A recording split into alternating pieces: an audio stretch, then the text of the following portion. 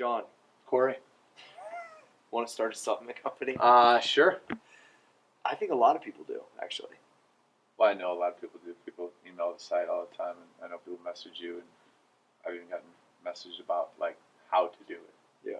Well, and I remember like 2004 thinking the same thing, and like trying to find how do I start? Where do you start? How do I produce Right. things? Like, I think people are really lost, even in the internet era. I think they're still trying to figure out like, how do I create them? But so you're new to the industry, Sure. so like some of these things were probably I forgot a lot of this stuff because Right. I've been doing it for so long. Right. I mean, at the end of the day, I think like with any business, especially in this business, because it's so saturated, you have to ask yourself, if I do go into this business, what am I bringing it that it doesn't have? And you really got to rack your brain on that. And it could be a flavor, it could be branding, it could be new science, but it has to be something. Because it's so saturated. Right, and there's so many Me Too brands. Everybody's a Me Too brand. Right, so basically. I think identifying something that you're bringing that isn't in the space is without a doubt the starting point. Yeah. I don't know if you'd agree. Yeah, I think so, because being in it really 2 times now, Right. both times it felt that way. This time it feels that way because with the way that everything's shifting, direct to customer now, the Dollar Shave Clubs of the world, you know what I mean? Like, I think that influenced me and wanting to have a throwback type of brand. Sure. I think, once again, everybody else looks the same. Right. So I think people put less emphasis on that part of it, and they should really have that figured out, because what's interesting is the investment could be as small or as big as you want it to be. Right. Most people, when they've seen what we've done, would not think, they probably think we had to put up way more money than we actually did. Yeah. So I just think that that's an interesting kind of look at Yeah. it too. Yeah, so I mean, if you got your thing that's going to make you different or add something to a space where people have to benefit from you doing what you do. If customers or athletes or consumers are not benefiting from what you're doing, your time is going to be short-lived. Basically, you're going to burn through whatever startup capital you have. So Quick. Quick. And so once you establish that, then kind of like what Cory alluded to, you have to say, okay, how are people going to identify with my team, right? So we would be the max effort team. Some people call it a brand. We could call it a team. What am I going to give them? Am I going to give them colors? Am I going to give them a character? Am I going to give them a slogan? You have to give them something, and just as a word of advice,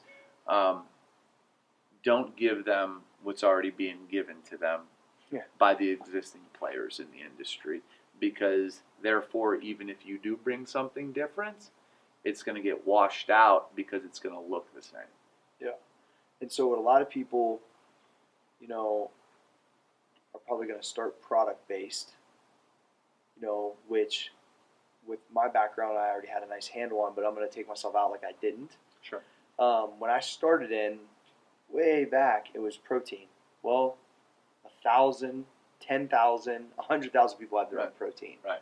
And so when you start to think about that, it's kind of a daunting thing to think, wait a second, how am I going to go up against these big boys and max effort and all this?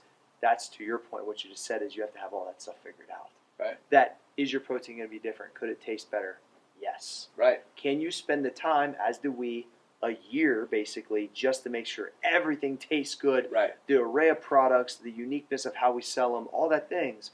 But if we didn't have the branding, the message, the character, which took, we can do a whole part about how that came to be, that it would be much different. So all of that comes into play. I mean, it's massive. It's massive, and people just say, "Oh, it's a black jug, and I'm going to put something on it, and I'm in." Right. Oh, we got a protein company. We have a supplement company. But if you're not spending the time to say, "Okay, this is my business," I have to make sure, whether it takes a week or a year, that whatever goes out to the marketplace is my absolute best foot forward, even if that means I have to recreate labels 3 times over. You can't put anything out to market that isn't your absolute best foot forward, because the market is filled with stiff competition that puts their best foot forward, makes hundreds of millions doing it, and if you want to come and make a new name in this space, you can't put out some half-ass shit because, oh, our distributor delivered it this way, oh, there's problems with the colors, there's problems with the writing, but, it'll be a 2-week delay, it'll be a 1-month delay. You can't do it. You have to expect the unexpected, and little things like that, they tell the consumer base how you feel about them. When you give them something that's subpar, they're going to look at you as subpar. They're definitely not going to put out their hard-earned money if it's subpar. And these, I think the little attention to detail is massive for those who want to start something who may not have experience. Yeah, absolutely. And like on the podcast, a business of biceps, we always have a couple takeaways. So for part 1, what's the main takeaways, John? I think you have to bring the market something it doesn't already have. You need to have a differentiator. Absolutely, in some way, shape, or form. What's the number 2 thing you think? I think you have to only put out something that is your best effort, and that's the frustrating part, guys. Is like you can't take max effort. No. The frustrating part is you're gonna go through things being printed wrong, things not tasting right, and it's gonna cause you to say, well, we were supposed to launch in August, but if we send this back to the distributor to get it right, we're not gonna launch till October. Well, then fuck, man. You're not going to launch till October because you sure as hell can't put out shit, okay? Because it doesn't sell. Shit doesn't sell. Can't settle because I can tell you there isn't one product that left the store that we didn't all agree that it was a banger, for lack of a better term. Exactly, and there's been many debates. There's been many arguments. We battle for the customer. Yes. It's not for us. We battle for the customer because without you guys, there is no max effort muscle. There isn't this video. So if we don't keep delivering quality stuff, you're going to pick another brand, and we know it. So we better bring the value because you're spending your money with us, and that's something that never goes unappreciated. But we know that, and we have to return in kind. Absolutely. I think that's awesome. Part 1, how to start a supplement company.